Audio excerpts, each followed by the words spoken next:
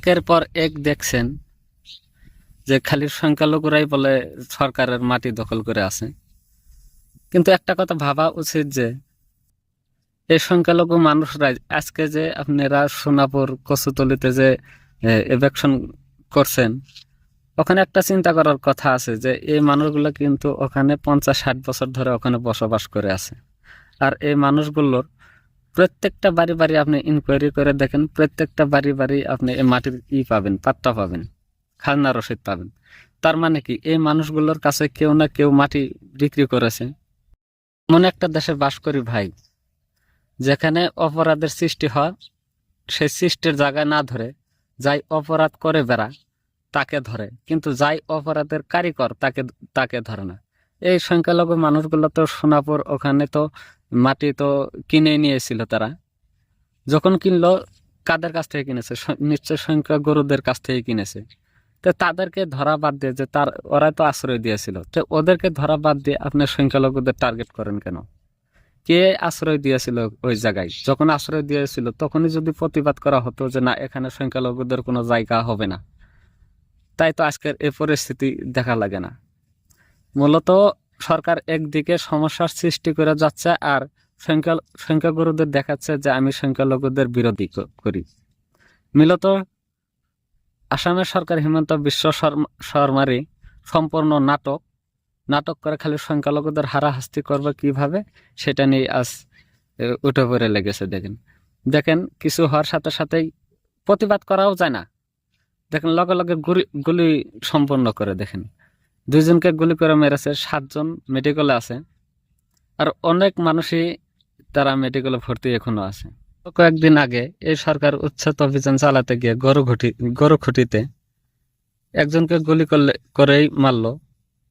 সেখানে সাধারণ মানুষগুলো যে মৃত লাশের উপর ঝাঁপিয়ে পড়ে, যেন মৃত লাশের উপরেও এদের আক্রোশটা। একটা লাশের উপরে কিসের আক্রোশ থাকে ভাই? জাতি হিসেবে আমরা যদি কিবা অন্যায় করে থাকি তাহলে আমাদেরকে ধর, আমাদেরকে মার ভাই। কিন্তু একটা লাশ মৃত্যু হওয়ার পরেও তার বাদেও তার উপরে লাথি ঘুষা, এমনকি পুলিশের সামনেও এদের বিচারও হয় না। আর এদের ভাঙচুর করার স্টাইল কি ভাই? দেখেন আমি একটা ভিডিওতে দিব, রেফারেন্স দিব, আপনারা দেখে নেবেন। যেমন একটা ক্রিমিনালের বাড়ি ঘর ভাঙছে, এদের কোনো যাবজ্জীবন জেল হয়েছে, যেমন ফেরারি আসামি দেখা মাত্র গুলি করা হবে, এরকম অবস্থার সৃষ্টি করে। সময় তো দিবে দূরের কথা, সরকারের মাটিতেই না থাকলো বারো ধরে নিলাম, কিন্তু এই মানুষগুলো তো যুগের পর যুগ বসবাস করে এসেছে এখান থেকে। কিন্তু এদের যে আপনারা ভেঙে দিবেন, তবে একটা সময়ের তো দরকার আছে, যে বা সপ্তাহ 15 দিন বা মাস খানি আগে জানানোর যেহেতু একটা দরকার আছে যে না, আপনারা সরকারি মাটিতে থাকতে পারবেন না, আপনারা চলে যান। এরকম ধরে তো একটা জানানো দেওয়ারও তো দরকার আছে। একটা দেশের সংখ্যালঘু মানুষরা যখন সরকারের টার্গেটে পরিণত হয়, তখন তারাই বুঝে সেই জাতির আর কি থাকতে পারে।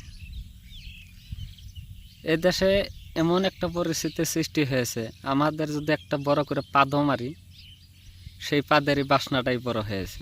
সরকার হিমন্ত বিশ্ব শর্মা একের পর এক সংখ্যালঘুদের টার্গেট করে যাচ্ছে। বিনা কারণে অকারণে আসামের সংখ্যালঘুদের ঘর বাড়ি ভেঙে দিচ্ছে।